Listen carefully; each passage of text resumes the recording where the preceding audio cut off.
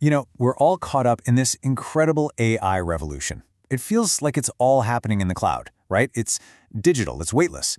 But behind every single AI-generated image, every answer from a chatbot, there's a massive, real-world, physical infrastructure.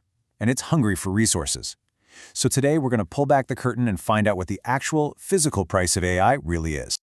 Okay, so to really get a handle on what's going on, we have to start with the heart of the matter, the mind-boggling amount of new energy that AI needs. And really, it all comes down to one single, pretty shocking number. 175%.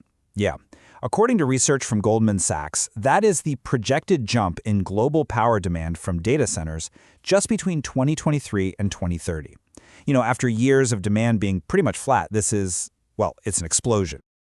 A number like 175% is so big it can kind of feel abstract, right? So let's try to put it into perspective. What does it actually mean for the world when you suddenly need that much more electricity? The reality is pretty wild. So for a long time, as you can see, data center energy use was basically flat. No big deal. But now we're seeing this crazy hockey stick curve shooting straight up. This is a massive shock to our global energy system. I mean, to put it another way, it's basically like adding a whole new top 10 industrial country to the planet, and all of its power is just for running data centers.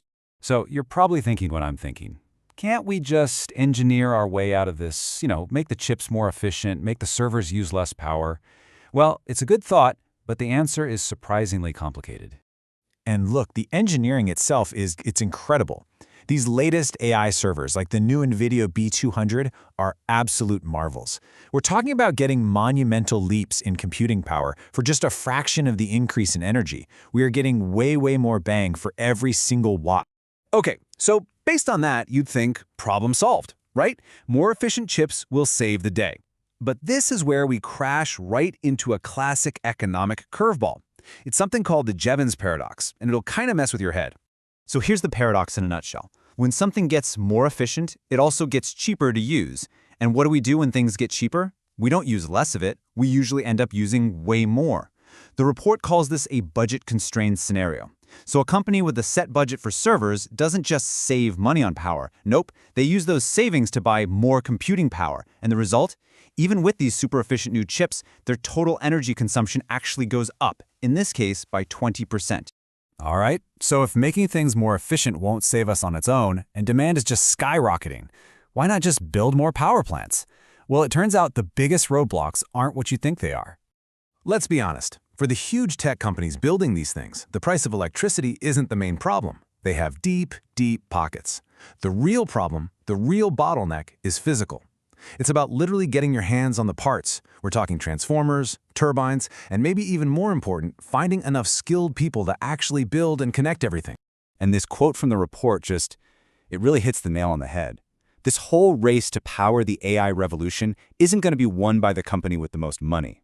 It's going to be won by whoever can navigate the logistical nightmare of supply chains and labor shortages. So let's zoom in on that people problem, because it is a huge deal. Just to expand the U.S. power grid to handle all this new demand, we're going to need more than 200,000 new skilled workers. And that's just for the transmission and distribution parts, the poles and wires. These aren't jobs you learn overnight. And here's the reality check. Once you factor in people retiring and the number of new apprentices currently in training, the U.S. is still staring down a shortfall of 78,000 of these critical workers by 2030. A gap that big could seriously pump the brakes on getting all this new power online. So, okay, we've got these major physical constraints.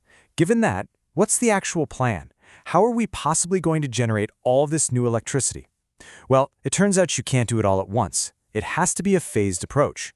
You can really think of the strategy as a three-act play. Act 1, happening right now, is a mad dash for renewables, solar, wind, batteries, mostly to take advantage of tax incentives before they expire.